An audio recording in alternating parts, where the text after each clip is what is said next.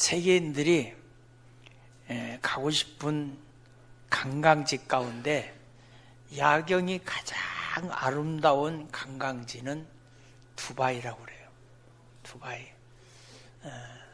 두바이의 그 야경의 물시원은 환상적이라고 그래요. 너무 비싸서 갈 수도 없지만 하여튼 그렇다고 그래요.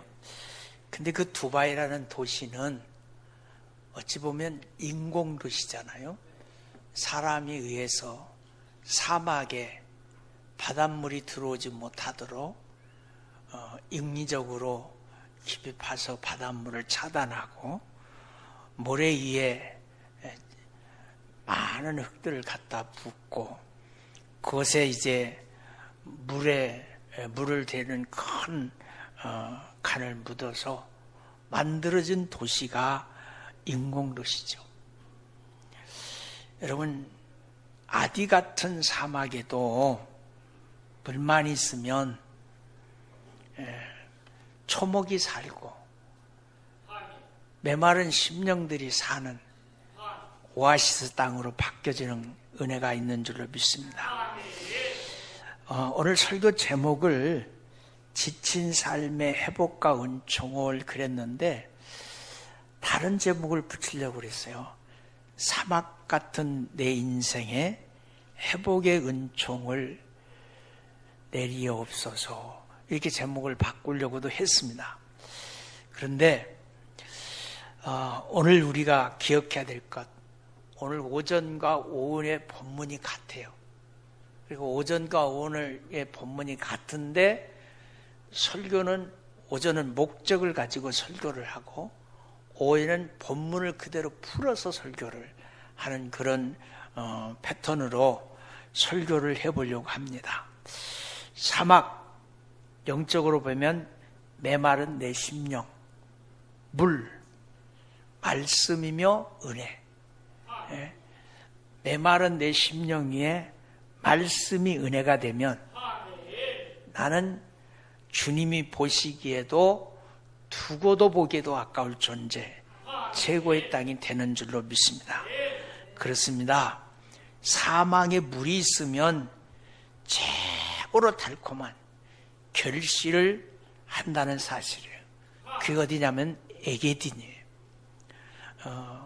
이스라엘 나라의 대추야자가 가장 많이 생산되는 축복의 땅. 오늘 말씀을 보니까 하나님께서 사막에 물을 주시겠다 약속하십니다. 최고의 축복을 선포하는 셈이죠. 당신은 사막과 같은 인생을 살고 있지는 않습니까? 라고 묻는다면 저부터 그래요, 내 인생 사막 같아요, 그렇게 말할 수 있어요. 그러면 사막 같은 생활이란 어떤 생활이냐? 사막 같은 세상, 제일 먼저 생각해 보는 게 변화가 심한 생활을. 변화가.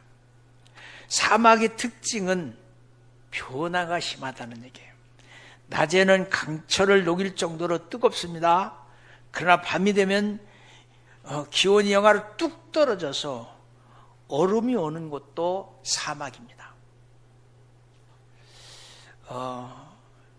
우리가 성지순례 가서 이 광야 아디라고 하는 곳에 호텔이 있더라고요. 거기서 하루 저녁 머문 적이 있어요. 들어가는 입구까지 원통 신발에 모래 다 달라붙어요. 샤워하지 않으면, 발을 씻지 않으면 들어갈 수가 없어요. 근데 너무 환상적인 게 하늘의 별이 곧 땅에 떨어질 것 같아요. 그 별이 얼마나 맑은지. 그래서 새벽에 일어나가지고 별 보러 구경 가는 곳이 그 아디에 있는 게루인 것 같습니다. 여러분, 낮에는 철판에 계란을 깨트려서 놓으면 후라이가 되고, 밤에는 조그마한 물기만 있어도 얼어붙어 버리는 것이 사막입니다. 사막은 변화, 되는 곳, 변질이 되는 곳, 변동이 심한 곳. 그래서 바람도 많지요. 한번 바람이 불면 막을 힘이 없어요. 요란치게 바람이 치고 나면 하루아침에 모래산이 생기고, 또 하루아침에 바람이 불고 나면 이쪽에 있던 모래산이 없어지고 저쪽에 모래산이 생기고, 이곳저곳 옮겨 다니는 곳이 곧 사막입니다. 변화가 많은 삶을 살고 있는 것이 사막 같은 삶인 줄로 믿습니다. 그런 의미에서 우리들이 육체적으로도 그렇지 않는가 생각해 봐요. 배부를 때는 음식이 많아서 배가 터질 듯이 먹을 것 같지만, 음식이 없을 때는 며칠을 굶어도 먹을 것을 찾지 못할 때가 있어요. 수천억을 벌 때도 있고 수천억의 돈이 하루아침에 지갑에서 빠져나갈 때도 있는 것이 육체적인 삶이지 않은가 싶어요. 정신적으로도 사막이 있습니다. 기분이 좋다고, 기분이 우울하다고, 어느 때는 해가 반짝 뜨는 것 같고, 어느 때는 먹구름이 머무르는 것 같고, 어느 때는 한참을 볼 수 없는 어두운 터널을 지나가는 것 같은 우리들의 삶, 그것이 바로 영적 사막이 아닌가 싶어요. 근데 영적 사막에 갑자기 기분이 안 좋으면 벼락을 치듯이 우울하게 되는 거죠. 우울해져요. 사막 같은 정신 상태, 사막 같은 생활, 종잡을 수 없는 생활, 변덕이 죽을 듯하는 그런 삶, 영적으로도 있습니다. 승리의 감에 도취되어 있을 때 엘리야처럼 혼자서 이방 선지자, 바알 선지자 400명과 혼자 싸워서 이길 정도로 능력이 있었어요. 그러나 한번 좌절하고 나니까 대사도, 이방인들이 벌벌 떨던 대사도가 강야로 도망가서 가시나무 밑에 숨어서 자신을 한탄해요. 그래 이렇게 말해요. 하나님, 죽게 넉넉하오니 내 생명을 거두어 주옵소서. 사막 같은 삶이죠. 사람들을 만나다 보면 이렇게 안정되지 못하고 불안한 사막 같은 생활을 하고 있는 사람들을 종종 만나게 됩니다. 혹시 사막 같은 변화물상한 삶이 여러분의 삶이 아닌지 묻고 싶어요. 그래서 사막은 변화가 심한 곳. 여러분, 사막의 삶이 아니 되기를 주의 이름으로 축원합니다. 두 번째, 열매가 없어요. 사막은 열매가 없습니다. 사막에는 열매가 없어요. 나무도 풀도 자라지 못하는 곳에 무슨 열매가 있겠어요? 나무가 없고 물이 없는 곳에 무슨 열매가 있을 수 있겠어요? 도무지 되는 일이 없는 거예요. 이것이 사막 같은 생활입니다. 이리 뛰고 저리 뛰고 일은 많이 하는 것 같은데 땀은 뻘뻘 흘리는 것 같은데 잠을 못 자고 애쓰고 수고하는 것 같은데 주머니는 항상 비어 있어. 결실이 없어요. 무슨 일은 크게 벌려놨는데 나중에 보니까 벌려낼 때 그보다 거둠이 없는 인생, 열매 없는 인생. 이게 사막 같은 생활이에요. 사막 생활은 도무지 되는 일이 없어. 세 번째, 안정이 없는 생활이에요. 계속 이동해야 돼. 계속 이동. 사막은 지나가는 곳이에요. 사막은 머무는 곳이 아니에요. 아무리 오아시스가 있어도 지나가면 끝이에요. 머무르서 살 수가 없는 거예요. 머무를 곳이 없는 인생, 사막 같은 인생이에요. 유행가 가수가 우리 인생을 그렇게 말하고 있잖아요. 인생은 뭐라고요? 나그네 길이래요. 나그네 길. 어디서 왔다가 어디로 가는지 모른대. 근데 우리는 알거든요. 죽게로 왔다가 죽게로 가는 인생. 여러분, 이렇게 말하면 정착할 것이 없는 겁니다. 이것이 내가 할 일인지 안정된 일이 없는 겁니다. 이 사람이 내 사람인지 사람을 도무지 믿을 수가 없는 거예요. 예? 방황만 있는 거예요. 도무지 안정이 없는 거예요. 궁중에 붕 떠 있는 것처럼 살아가는 것, 사막 같은 인생이에요. 변화가 심한 생활, 열매가 없는 생활, 안정이 없는 생활. 곰곰하게 생각을 한번 해봤어요. 그냥 직장생활 다 하고 61세에 대해서 정년퇴임을 했더라면 나는 지금 어떤 삶을 살고 있을까? 은혜가 떨어져서 나의 삶을 한번 계산을 해봤어요. 예? 직장생활을 하고 61세 은퇴를 했으면 우리 동기들 보니까 연금을 270 정도 받더라고요. 그러니까 퇴직금 빼놓고 연금 그렇게 받으면 괜찮을 것 같다, 그렇게 생각하고 그날 서재에 앉았다가 그날 저녁 때 집사람하고 둘이 뒷길로 운동 갔다 오다가 집사람이요 갑자기 돌멩이에 미끌려서 넘어졌어요. 그래서 지금 걷는데 지장이 있잖아요. 돌이켜보니까 그게 갑자기 목사가 무슨 육적인 생각을 하고 육적인 계산을 하고 그러다 보니까 너 한번 당해봐라, 그런 것 같아. 그래서 내가 그래서 회개했어. 뭐냐면 하나님, 한 달에 200 몇십만 원보다 더 큰 것이 영혼을 살아가는 것인데 내가 우리말로 주책이었습니다. 주책이 뭔지 아세요? 주님이 책임지는 삶이요. 주님이 책임지는 삶. 주님이 책임져주는 삶을 살기입니다. 예? 여러분, 하나님의 자녀들에게 하나님이 축복하시고 하나님 약속하셨어요. 뭐라고요? 이런 사막 같은 인생에 우리에게 기쁨을 줄 거라고요. 이런 사막에 하나님께서 물을 주시겠다고요. 은혜를 베풀어 주시겠다고요. 하나님 자신을 주님이 축복하시겠다고요.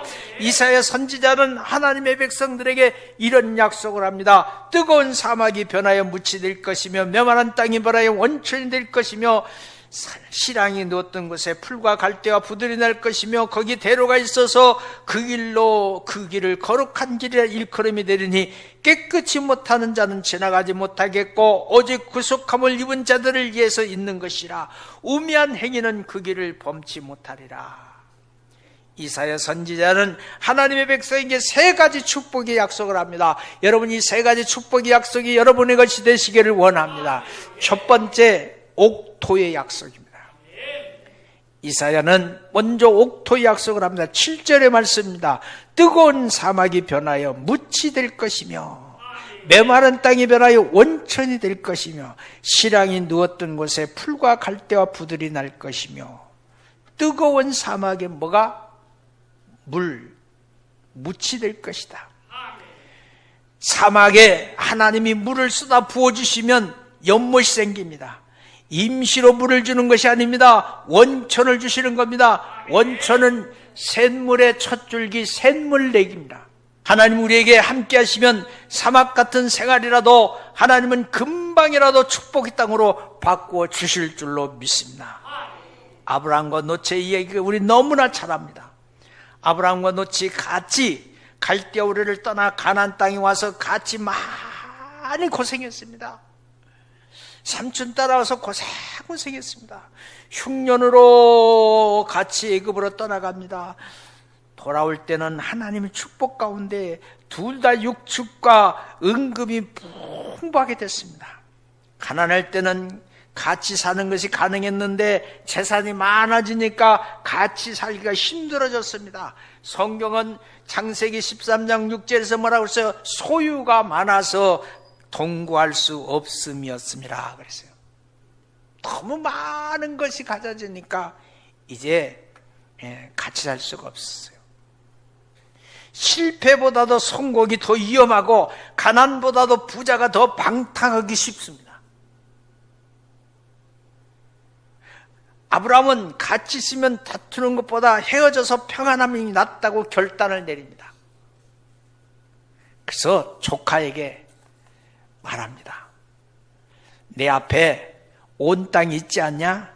나를 떠나라. 너가 좌하면 나는 우할 것이고 너가 우하면 내가 좌할 것이다. 그 말을 듣는 순간 롯이 눈을 딱 들어서 쳐다본 땅엔 물이 넘치고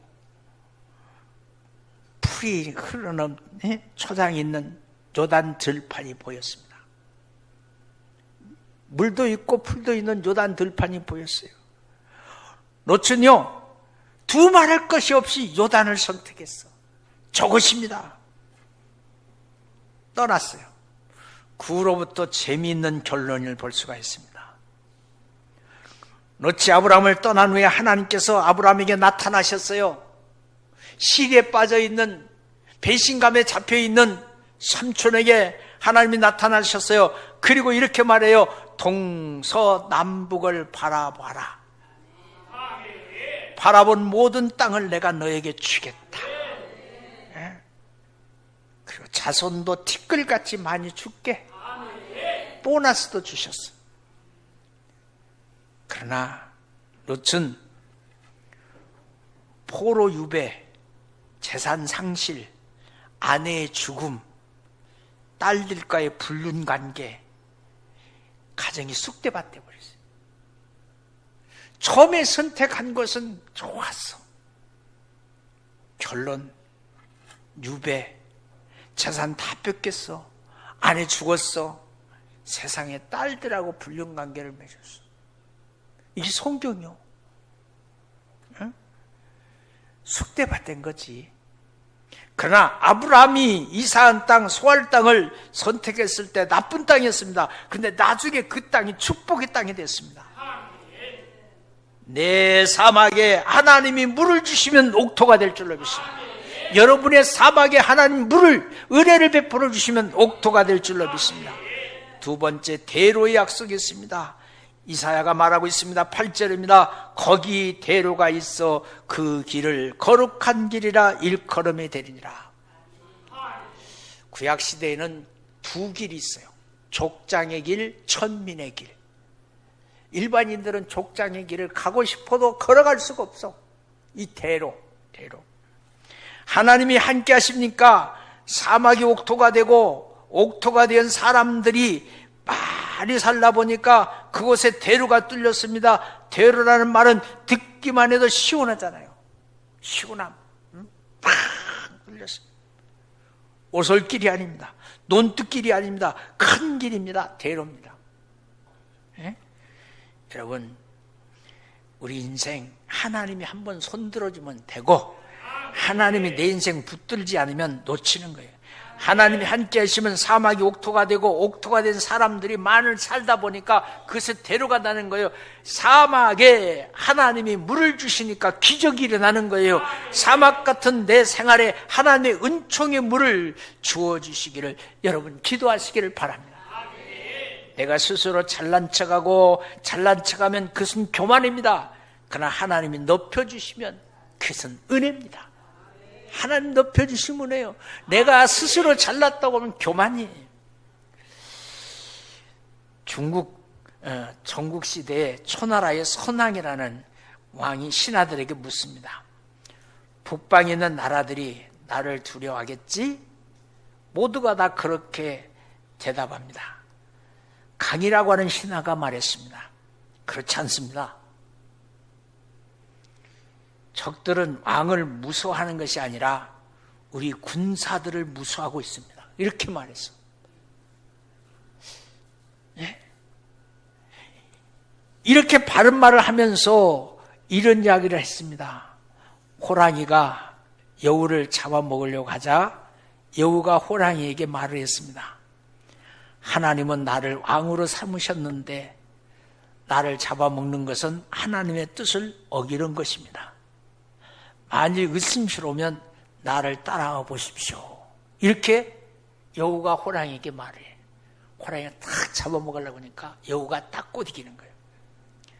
그래서 호랑이가 그 말을 들으니까 일리가 있는 것 같아. 그래서 여우를 따라갑니다.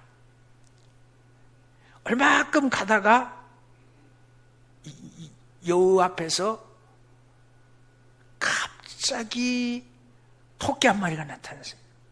토끼 한 마리가 나타나니까 여우를 보자마자 나 살려라 그러고 도망갑니다. 여우가 이렇게 말이죠. 보셨죠? 분명히 나를 왕으로 삼았잖아요. 도망가잖아요. 의심스러워요. 조금 더 갔어. 조금 더 갔더니 저만큼에서 항소가 달려옵니다. 항소가 와요. 항소. 여우가 항소 앞으로 질주합니다. 질주하니까 호랑이도 여우를 따라서 질주합니다.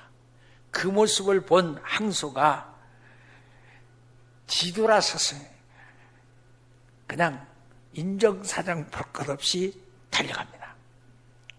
그 말을 들을 때 여우가 이렇게 봐요. 그 모습을 보고 여우가 이렇게 봐요. 이래도 못 믿겠어요? 내가 왕이잖아요.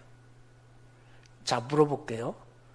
토끼와 항소는 누구가 무서워서 도망갔게? 호랑이 무서워서 도망갔어. 여우는 호랑이 앞에서 그냥 호랑이를 배경 삼아서 호랑이를 몰고 갔을 뿐이에요. 왕은 착각하지 마십시오. 왕 때문에 적들이 무서워하는 것이 아니라 우리 군사들 때문에 적들이 무서워하고 있다는 거예요. 바른 말을 했어요. 선왕은 맞다고 긍정합니다. 우리는 하나님을 모시고 가면 원수 마귀는 다 떠나가고 도망갑니다. 사막 같은 생활이라도 하나님이 함께 해주시면 대로가 열릴 겁니다. 그러면 은총이 임할 겁니다. 세 번째, 기쁨과 즐거움을 약속했습니다. 사막 같은 생활에도 하나님을 모시고 살면 기쁨과 즐거움의 생활을 하게 될 것이라는 약속이 10절에 있습니다. 여호와의 속량함은 얻은 자들이 돌아오되 노래하며 시온에 이르러 그 머리 위에 영영한 희락을 띠고 기쁨과 즐거움을 얻으리니 슬픔과 탄식이 달아나리라. 사막은 뭐가 없어요? 기쁨과 즐거움이 없는 것입니다. 그러나 하나님이 함께 하시면 사막이 삭막함이 사라지고 기쁨과 즐거움이 이어지는 것이 될 것이다. 그런 얘기예요. 이게 뭐예요? 회복입니다. 회복. 하나님 내 인생의 회복을, 하나님 우리 자녀들의 인생의 회복을, 우리 가정의 모든 구성원들에게 인생의 회복을, 회복의 역사를 쏘내려가는 우리 가문이 되게 하옵소서. 이사야 선지자는 말해주고 있습니다. 적막한 사막 같은 생활에서 벗어나 하나님의 축복의 동산으로 변화되어지는 은총을 하나님이 주시겠다고 약속했으니 하나님은 사막을 옥토로, 사막을 대로로, 하나님은 사막을 기쁨과 즐거움으로 바꿔주시는 분이니 그 주님에게 사막 같은 내 인생을 맡기고 옥토로 바뀌어달라고 우리가 해야 될 것은 간구하는 기도일 줄로 믿습니다. 기도가 은총으로 응답의 역사를 이끌어내는 축복이기를 주의 이름으로 축원합니다.